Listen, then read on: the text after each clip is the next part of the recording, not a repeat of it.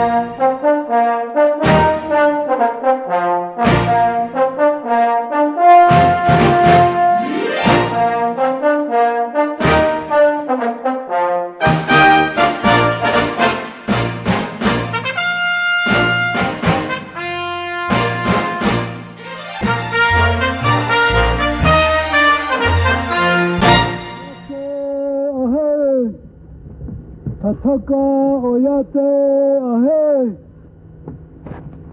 500 years ago, 100 years ago, there were more than 68 million buffalo that roamed this continent.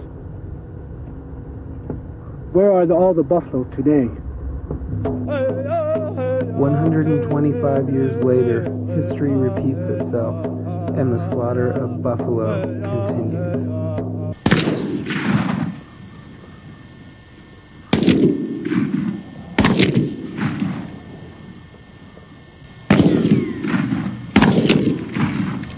The lone survivor.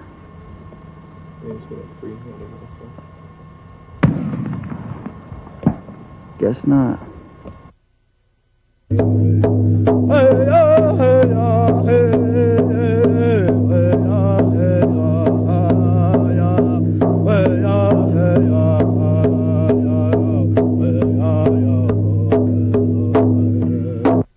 The buffalo was a source of economy for the Lakota people, for many Indian nations throughout this country.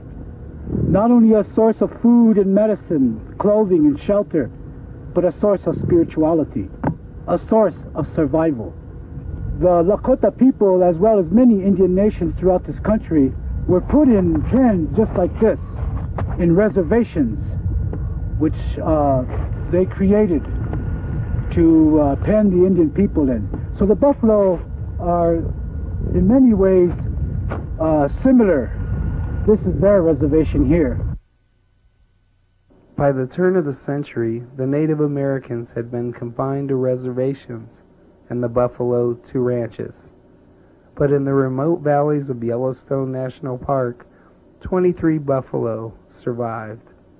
In 1902, President Theodore Roosevelt was instrumental in developing, through others, with the National Bison Society, and money was made available to the National Park Service to reintroduce some bison in Yellowstone. And so it started with bulls in the Goodnight herd in Texas, and from the Pablo Allard herd in the Flathead with cows. General Phil Sheridan played a major role in the decimation of the Native American people. In 1870, he praised the buffalo killers. These men have done in the last 2 years more to settle the vexed Indian question than the entire regular army has done in the last 30 years. They are destroying the Indians' commissary, and it is a well-known fact that an army losing its base of supplies is placed at a great disadvantage. Let them kill, skin, and sell until the buffaloes are exterminated. Then your prairies can be covered with speckled cattle.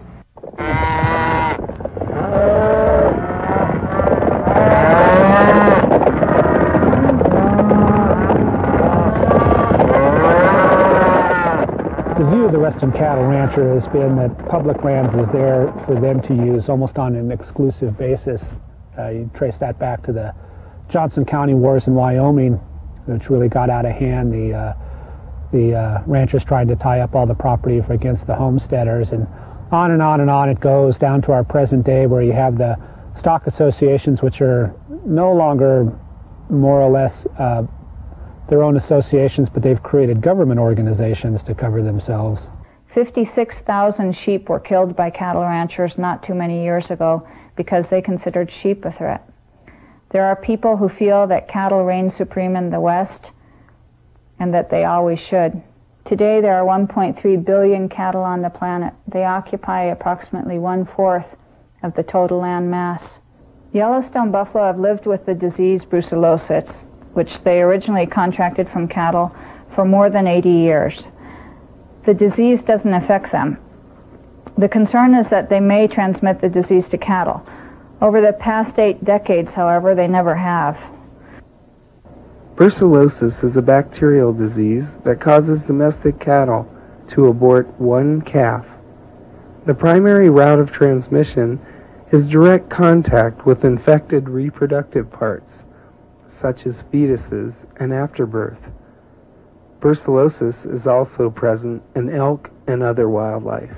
The problem does not seem to be there, the problem meaning transmission of the disease from the Yellowstone bison to the cattle. If this was a problem, why hasn't it occurred? Why isn't there evidence that there is a problem? Under natural conditions in the Yellowstone area, there has never been a proven case of transmission from the infected bison to domestic cattle. Brucellosis is one justification for hating the bison. It is perhaps their aggressiveness and their damage that they cause that probably is more the reason for the real hatred of the bison than the fact that they may carry brucellosis. I would again ask, why are we not addressing the situation as it pertains to the elk, which again, in my opinion, is a far greater risk to cattle and transmission from them to cattle. They can go through fences like they ain't even there, like they ain't even there. We build our fences so we can drop them because of snow weight and because of the buffalo in the wintertime. However, we've never had a case of a buffalo tearing up our fence. Even the years that our fences were left up, the snow usually is so deep here that they walk over the top of the fences. And I don't believe that man down there had that problem. It's a good excuse for them to call the people to have them kill the buffalo, get them off their property. Evidently they don't love buffalo. The biological consequence is not what worries the livestock industry. What worries them is that the state of Montana, which is currently classified as brucellosis-free, will lose that status, a status which allows it to export cows to other states and countries without testing each cow to ensure it's free of the disease. If Montana were to lose this status, ranchers would incur additional costs unnecessarily. But there has been unnecessary hysteria surrounding this obscure possibility. The only entity that can downgrade a state is APHIS, the Animal and Plant Health Inspection Service. It can only do so, however, if there's an actual outbreak of brucellosis in cattle. Buffalo and Grand Teton National Park have also lived with this disease for almost 50 years. There in that park, which borders Yellowstone, a higher number of buffalo, a higher percent of that herd have brucellosis. And they have commingled with cattle who are allowed to graze inside the national park for all those years and have never once transmitted brucellosis to those cattle. Livestock are currently given precedence on the public lands owned and managed by the Forest Service around Yellowstone that are designated as wildlife habitat. Therefore, if there is a conflict between buffalo, that is wildlife, and cattle, it's the cattle that should leave those public lands, not the wildlife that should be killed on those public lands. Yellowstone buffalo are special. They're the descendants of the few survivors of the mass slaughter of last century. Yellowstone buffalo are the oldest, free-roaming, wild herd of buffalo left in the country. 1/3 of this herd, more than 1,000 buffalo, were killed during the 1997 winter on the insistence of Montana's livestock industry and the state government. If that don't do it, I'm calling Washington, D.C., and we'll get hold of the governor. Sure. Okay. Maybe it'll do everybody a favor, but I'm tired of this. I think I should have at least been notified, for Christ's sake. You guys don't own the right on private land, do you? They've killed them all the way down through here, but they didn't want to pick up the gut piles. They don't want to do anything. They'll pick them up today. I'm not going to put up with this kind of crap. Hey, 100 yards to my back door, for Christ's sake, sound like 4th of July. Is this public land over here? No, this is Church Universal land over here. Right behind you is where I live. So what just happened here? Well, the state of Montana just came in here and slaughtered a bunch of buffalo within 100 yards of my house and didn't have the decency to even knock on the door. informed me. I still got horses over there. I don't know if they're cut up or not. According to the government plan used in 1997, the interim bison management plan, buffalo are killed in one of two ways. They are either shot in the field or captured live and sent to slaughter. In the winter of 1997, the Montana Department of Livestock shot 570 buffalo. They were on public and private lands bordering Yellowstone National Park. Buffalo shot in the field are not tested for brucellosis. And I've been around the bison a lot. I worked in the park for several winters, and I've driven through buffalo jams in the park, and I'm used to bison being around, and it's kind of why we're all here. I mean, not these stupid cows. So what have we just witnessed here, and what we're witnessing? Oh, came up and we watched what I assume was a Fish and Wildlife, or I'm not sure exactly what his role is, his title. Haze and harass and chase two bison and run them down and shoot them dead. And this is all happening from a viewpoint of your house, right? Yeah, exactly. I can look out my window and see this. The Indians have been brought in at different levels to process these buffaloes, and at no time have the Indians been advised on the health problems concerning the spread of undulant fever. Most of the Indians that have been harvesting these animals have been using bare hands, and in standing next to them working on the entrails are the state people with rubber gloves. The sadness is then they are taken to the dump, where they are now turned over for the Indians to handle.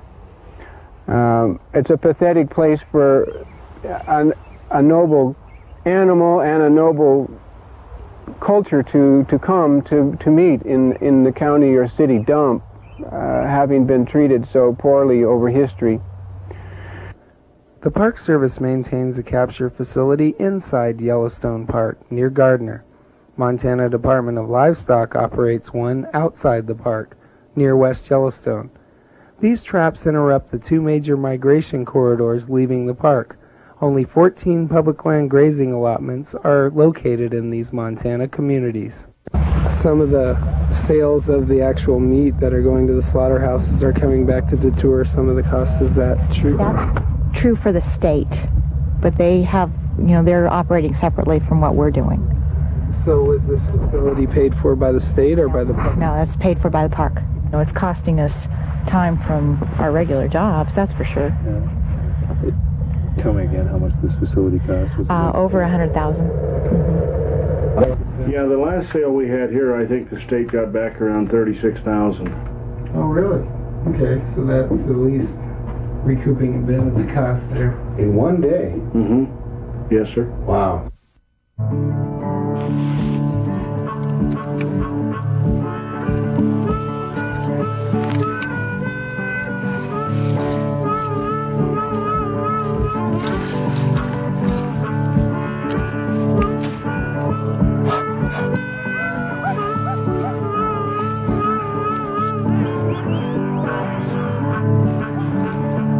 Oh, holy cow, oh, holy cow, gotta kill them buffalo for the holy cow, for the holy cow, for the holy cow, gotta kill them buffalo, pow, pow, pow.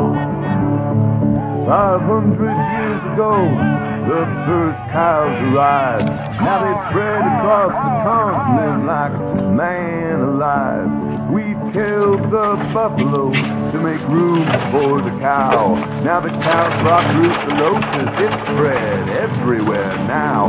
For the holy cow, for the holy cow, gotta kill them buffalo for the holy cow, for the holy cow, for the holy cow, gotta kill them buffalo, pow, pow, pow. Yes, the cows brought brucellosis, across the ocean years ago. Now it's spread to the buffalo, don't you know, don't you know? Coyotes got it, elk and the antelope too. So they vaccinate the cattle, but there's more that they should do. For the holy cow, for the holy cow, gotta kill them buffalo for the holy cow, for the holy cow, oh holy cow, gotta kill them buffalo, a pow, a pow, a pow. Well, we've colonized the buffalo, we've colonized the land, we've colonized everything we can understand. We must control what's dangerous out in the wild. Buffalo threaten cattle and every man, woman, and child. Holy cow, oh holy cow, gotta kill them buffalo for the holy cow, for the holy cow, oh holy cow, gotta kill them buffalo. Ka-pow, ka-pow, ka-pow. Well, lots of critters got it, it ain't gonna go away. No matter if they slaughter all that buffalo today, they can't eradicate it, there ain't no way. That big mad brucellosis is here to stay. Oh, holy cow, oh, holy cow, gotta kill them buffalo for the holy cow, oh, holy cow, oh, holy cow, gotta kill them buffalo, ka-pow, ka-pow, ka-pow, gotta kill them buffalo, ka-pow, ka-pow, ka-pow.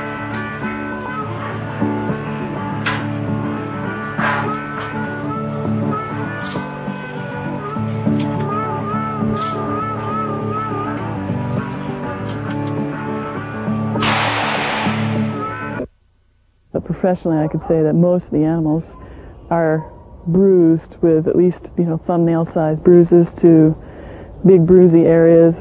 Large pieces of meat have to be cut out, or pieces of rib or broken hips, things like that. I've put my finger about this far into one gore in the hip area. That was a fairly phenomenal gore. And as you can see, some injuries are occurring as they're being put into the pens here too. The basic business that happens in this basin is tourism.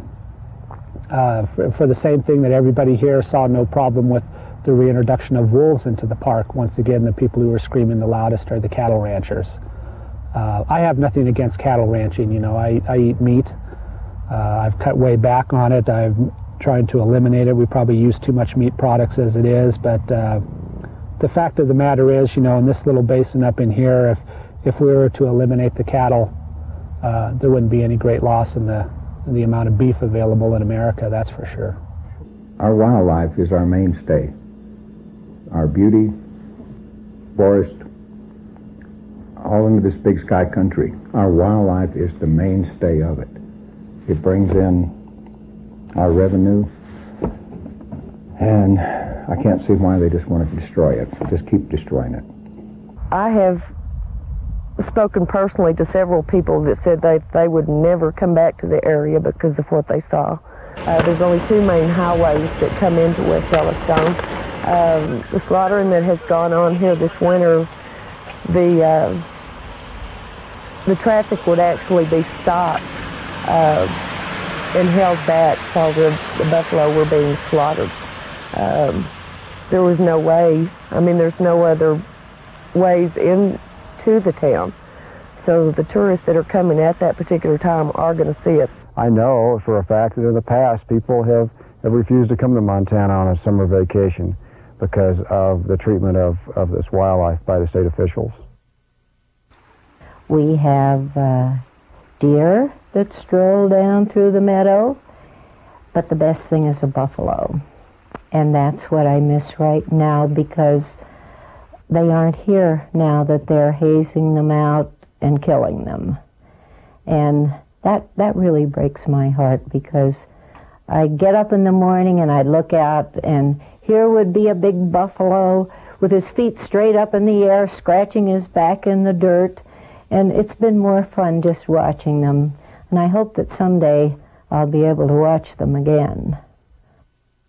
But I think most of the people around in the outskirts, with the exceptions of a few who are would-be ranchers with a handful of cattle or whatever, that are trying to create some kind of problems or something. I'm not sure why or what. But I would say that most of us that live out here and have come out of the city areas, we're retired school teachers, we are retired professors, retired lawyers, retired doctors, whatever you want to say. Enjoy them, because this is their country. We pay for it in several different ways. We pay for it in the loss of economy. Personally here at the ranch. Personally in West Yellowstone, the town of West Yellowstone loses because of the killing of the bison. And as we pointed out before, it's done in full view of tourists, people that are going to talk about it, people, school kids. When they shoot them right up next to the road like that is, I would be ashamed. Where you own the cattle, they're bringing a lot of pressure that if they aren't fully cooperated with, they're going to make problems. Directly following the ceremony, some participants went to investigate the gunshots heard during the prayer. Traditional Lakota elder Rosalie Little Thunder was arrested for criminal trespass as she attempted to pray for the 14 dead buffalo. I pled guilty simply because I could not afford to waste my time and my energy in legal proceedings. The buffalo are still dying. The events of the day of prayer brought Little Thunder into contact with members of Cold Mountain Cold Rivers, an organization that has been documenting the slaughter since 1990.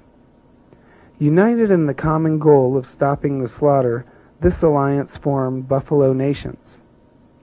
Buffalo Nations is a grassroots group dedicated to stopping the indiscriminate slaughter of Yellowstone's buffalo and strengthening the tribal voice and decisions affecting the herd. Buffalo Nation's shepherding service gives locals bothered by buffalo an alternative to having the Department of Livestock kill them. A fence repair service allows residents to have wildlife damaged fences fixed. Buffalo Nations creates safe havens for buffalo by posting signs in locals' yards. Volunteers are with the buffalo from sunrise to sunset while they are outside the safety of the park. Every move the Department of Livestock makes is documented. When buffalo are in danger, Buffalo Nations shepherd them to safety. Last winter, over 200 volunteers from around the world came to defend the buffalo.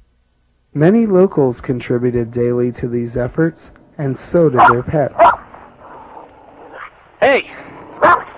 Hey, get out of there! In response to the pressures from the Montana livestock lobby, the government has proposed a plan to manage the Yellowstone buffalo and the disease brucellosis. The proposed approach is intrusive and costly to both the taxpayer and to the buffalo. The government plans to spend $52 million taxpayer dollars to capture Yellowstone buffalo, corral and test them for brucellosis, and kill the ones that test positive. About half the herd would show positive according to the unreliable blood test that would be used. Out of all of the animals we've killed, we've only had 2 heads so far that tested positive. I'm telling you, they're just damn near all of them are negative. Low-risk bison in the definition of the federal government are all those except for pregnant females. The government's plan also mandates corralling, confining, and quarantining wild buffalo for up to 4 or more years. Those that survive would be trucked out of their ancestral home in the Yellowstone area. Livestock are currently given precedence on the public lands owned and managed by the Forest Service around Yellowstone that are designated as wildlife habitat. Why aren't they allowed to roam in the forest? And it certainly isn't hurting the cattle out here, because before they can come in the state, they have to be inoculated anyway. We all vaccinate, and I don't know anybody, don't have personal knowledge of anybody that doesn't vaccinate. The only case that I know of where wildlife transmitted brucellosis to cattle was over east of the park a few years back, and it turned out that guy hadn't vaccinated. I think the leases should be pulled. If those are high-risk areas, there shouldn't be cattle in there. If those are federal lands, there shouldn't be cattle on those lands.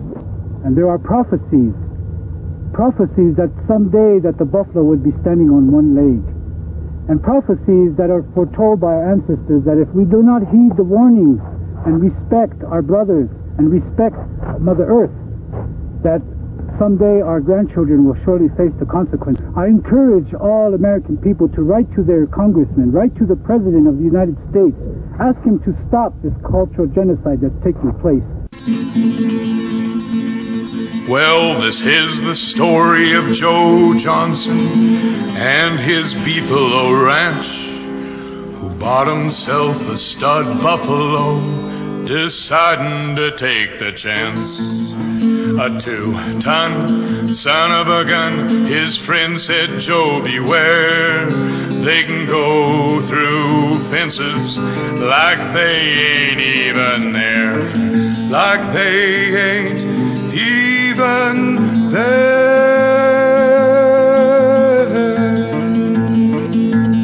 And sure enough, it wasn't long till he had broke away and started roaming the countryside in his wild way. And then one day he romped up to the gate of a KOA.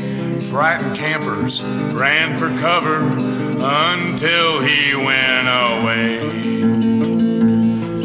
And the sheriff said this buffalo is definitely wild. He's a threat to cows and fences and every man, woman, and child. And we've tried to corner this buffalo, the sheriff said, several times, to shoot a tranquilizer dart into his behind. But he charges our patrol car and gives us quite a scare, then runs off through the fences like they ain't even there. And the moral of this story is as simple as can be. Wild buffalo don't belong in captivity. So if you see this buffalo on the 93 highway, you better stop your car and turn around and head the other way. Son of a gun, his friend said, Joe, beware. They can go through fences like they ain't even